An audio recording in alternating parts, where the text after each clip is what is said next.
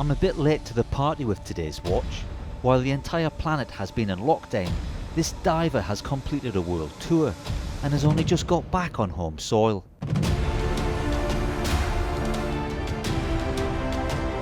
Hi there and welcome you to the Last Watch channel. If you're new to these treacherous parts, then please consider subscribing, like this video and hit the notifications button, or I'll make you walk the plank and keelhaul your carcass. That's enough of that. I best stop before I do some permanent damage to my larynx or get an X rating on this review.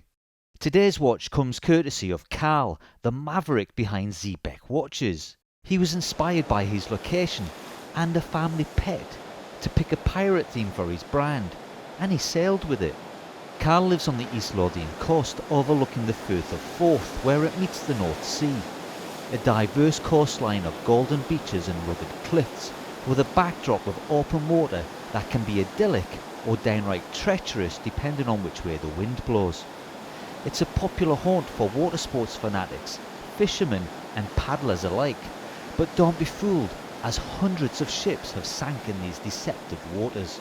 Carl considers himself a genuine watch enthusiast, with most of his collection being at the affordable end of the market.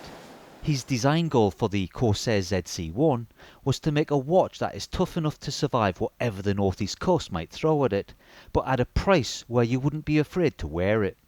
Let's take a look at the Corsair, starting with its specs. It has a diameter of 42.1mm, a lug width of 20mm, and a wearable lug-to-lug of 47mm.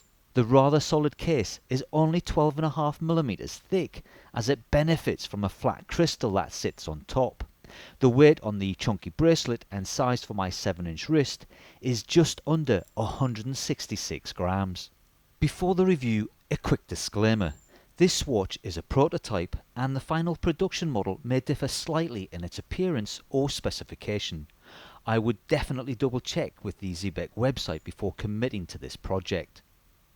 As mentioned, it's been on tour to several other reviewers and therefore may have signs of wear. The watch is on a short-term loan to me and will be headed back some 40 miles east once this video is done. I'm not being paid for this review or governed by what I can say. Now that's out the way, let's see what the Zebec Corsair ZC1 has to offer. First off, I love that Carl has decided to go with a compressor style design. I've reviewed a couple of prototypes now from Virgin microbrands, and they've both played safe with the dive watch offering.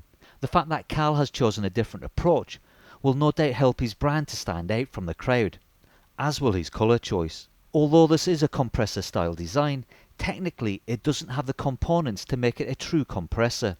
Nonetheless, it still has dive watch capabilities. The watch has an all stainless steel construction. The mid-case has been finished with vertical brushing, whereas the fixed bezel above is brushed horizontally. The relatively short turn-down lugs share this brushing architecture, but are divided by a chamfered polished edge, which adds an attractive contrast.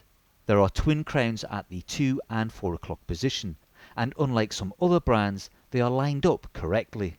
The 4 o'clock position is a screw-down crown with adequate knurling for an easy grip. It unthreads from its lock position with no issues and the subtlest of clicks, and it pops out quite readily for adjusting the time. Whilst winding the watch, I can feel a little click on each rotation. It feels like something is catching on the crown thread. As this is a prototype, I'm prepared to let this minor detail go. The crown is finished with an engraved Parrot. Yes, I said Parrot, which I will explain very soon. The 2 o'clock crown has a similar knurling to the 4, but has the addition of a cut groove around its perimeter, which has been painted orange, a clue to the crown's intended use. The secondary crown has been polished. I think I would have preferred a brushed finish here with a traditional crosshatch on its outer edge. Sitting on top of the case is a slightly raised flat sapphire crystal, which I am told has 2 layers of anti-reflective coating on its inner surface. Below the sapphire crystal, you would be hard pushed not to notice the bright orange internal bi-directional bezel, which can be rotated via the colour-coordinated crown. If you're easily confused by the addition of a second crown, then the orange band is a helpful reminder.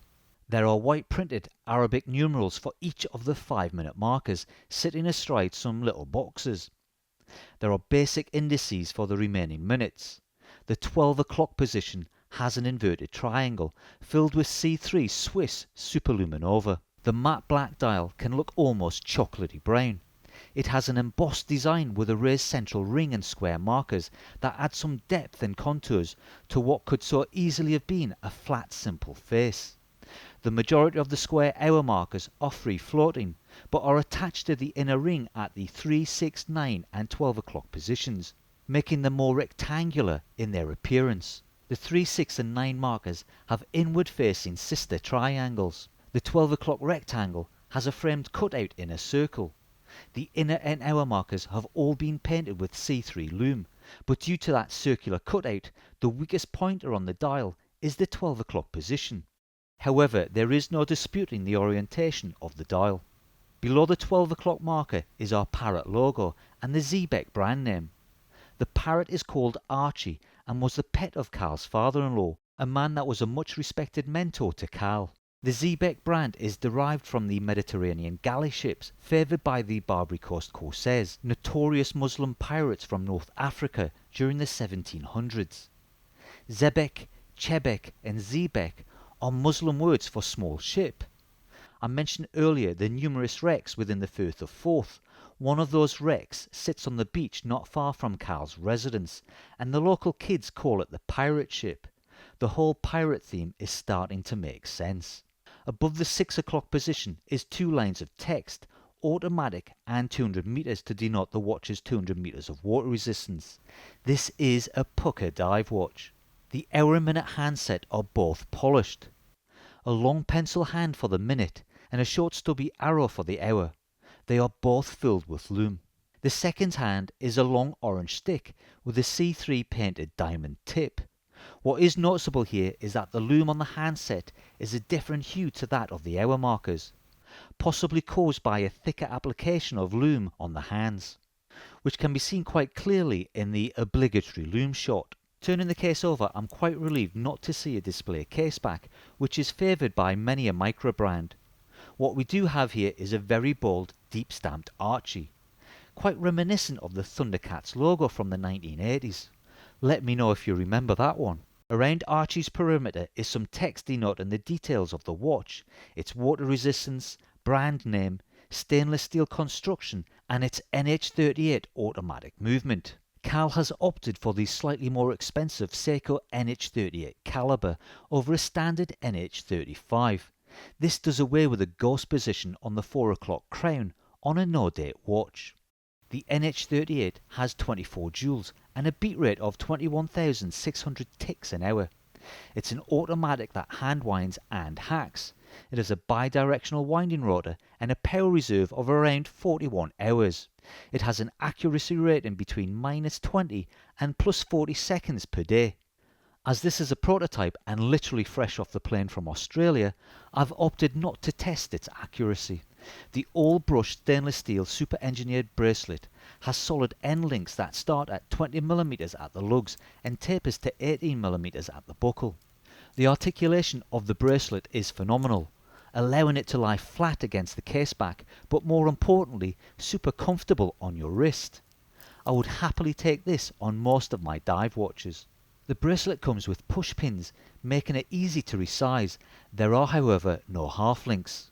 The all-brushed buckle has a polished chamfered edge and 6 holes for micro adjustment, therefore getting a good fit shouldn't be an issue. There's a fold-over safety clasp sporting Archie the Parrot and the Zebec name. A double push-button release reveals a milled out clasp. One of the first watches I considered adding to my collection was a quite dressy compressor from a big brand name. Like the Corsair, it had a 42mm diameter, but the long lugs made it somewhat unwearable. You can make your own guess as to which heritage range that came from. In comparison, the Corsair, courtesy of those stubby lugs, feels quite comfortable on the wrist. It's a ball tool watch with great legibility and a rock-solid bracelet, more than capable of taking a beating, or just grabbing some attention whether you're at the beach or on the town. In summary, I'm not a fan of the black spot 12 o'clock Lume plot.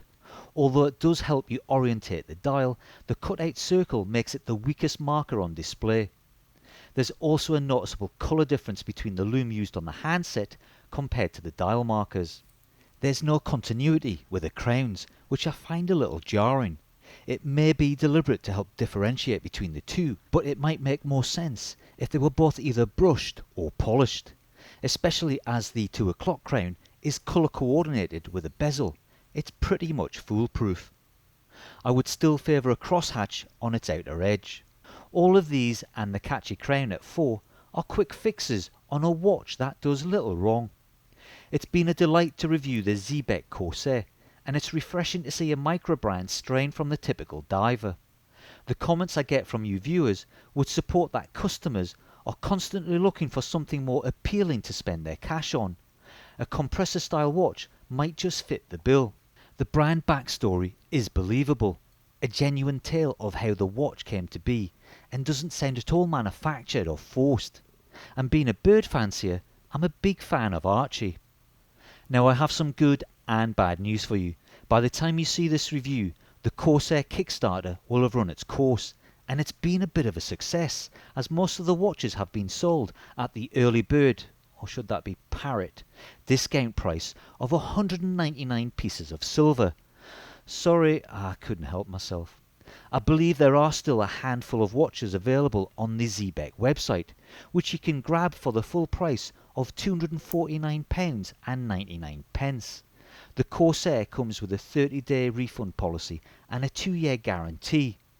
You might not want to hang around if you're contemplating a purchase, or that ship will sail. I'll add a link to both the Zebec Kickstarter and the website in the video description below. Carl seems pretty hands-on and happy to talk to potential customers. Make of that what you will. I'm doing my best to spotlight British watches this year. I will add Zebec to the growing list of brands to keep an eye on. Carl is already working on his next design and has a field watch in development. If the interest is there, he may do a second generation Corsair. I've asked him to keep me in the loop so that I can share his next watch well ahead of its launch date.